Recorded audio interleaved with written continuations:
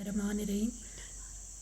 آج بچوں ہمارا دوسرا ٹاپک ہے نظریہ پاکستان کی اساس، یعنی جس کی وجہ سے پاکستان بنا، ہم نے کون سا نظریہ تھا، اس کی اساس کیا تھی۔ تو سب سے پہلے جو ہے وہ اقتدار اعلیٰ کا مالک اللہ تعالیٰ ہے، اور انسان جو ہے وہ اس کا نائب ہے دنیا میں، اور اس کے اصولوں کو اپنا کر زندگی گزار سکتا ہے۔ دوسرا ہے اسلام مکمل ضابطہ حیات، یعنی اسلام زندگی کے تمام جو آپ کے شعبے ہیں زندگی کے سب کو کور کرتا ہے۔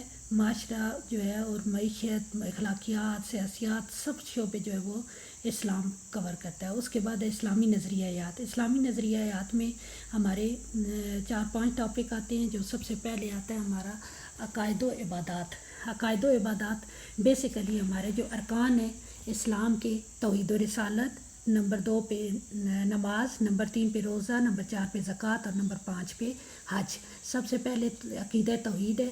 توحید یعنی اللہ تعالیٰ کو ایک ماننا، ہر چیز کا مطلق قادر مطلق ہے، ہر چیز پر جو ہے وہ اس کی قدرت ہے۔ اس کے بعد ہے رسولوں پر ایمان، اللہ تعالیٰ کے بعد تمام رسولوں پر ایمان لانا، اور حضرت محمد صلی اللہ علیہ وسلم کو آخری رسول اور سرچشمہ ہدایت سمجھنا۔ اس کے بعد نماز ہے۔ نماز اسلام کا اہم رکن ہے، اس کے بغیر ہمارا دین مکمل نہیں ہوتا۔ تیسرے نمبر پہ روزہ ہے۔ تمام عبادات کی طرح روزہ بھی جو ہے وہ فرض کا بہترین اظہار ہے۔ اس کے بعد زکوٰۃ ہے۔ زکوٰۃ تمام مسلمانوں پر فرض ہے جن کے پاس نصاب ہو۔ نصاب کے مطابق زکوٰۃ دینا ضروری ہے، اور تاکہ دولت چند لوگوں کے ہاتھوں میں اکٹھی نہ ہو بلکہ غریبوں تک پہنچ سکے۔ حج اسلام کا 5واں رکن ہے، اور حج جو ہے وہ ہر صاحب استطاعت پر زندگی میں ایک دفعہ فرض ہے۔ یہ سب سے پہلا پوائنٹ ہے عقائد و عبادات کا۔ اس کے بعد دوسرا پوائنٹ ہمارا ہے عدل و انصاف اور مساوات۔ کوئی بھی معاشرہ جو ہے اس میں جب تک عدل قائم نہ ہو تو وہ معاشرہ قائم نہیں رہ سکتا۔ حضرت محمد صلی اللہ علیہ وسلم نے اس حقیقت کو حجۃ الوداع میں فرمایا تھا، آپ نے جو خطبہ دیا تھا کہ اللہ تعالیٰ جو ہے وہ تمام لوگ جو ہے وہ سب برابر ہیں، سب آدم کی اولاد ہیں، اور کسی عربی کو اجمی پر، کسی اجمی کو عربی پر، کسی گورے کو کالے پر، اور کسی کالے کو گورے پر کوئی فوقیت حاصل نہیں۔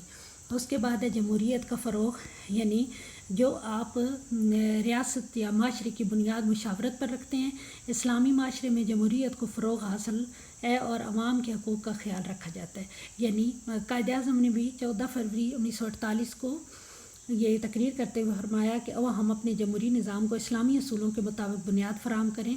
اللہ ذوالجلال نے ہمیں یہ سکھایا ہے کہ ہم ریاستی امور کو باہم صلاح مشورے سے طے کریں۔ اس کے بعد اخوت و بھائی چارہ ہے، یعنی تمام مسلمان آپس میں بھائی بھائی ہیں، اور اسلام جو ہے وہ سب سے بہترین مثال جو ہے وہ اخوت کی ہمیں اس وقت ملتی ہے جب مہاجرین مکہ مدینہ میں تشریف لے گئے تو انہوں نے بہت زیادہ ان کا خیال رکھا اور بہترین جو ہے وہ مثال قائم کی۔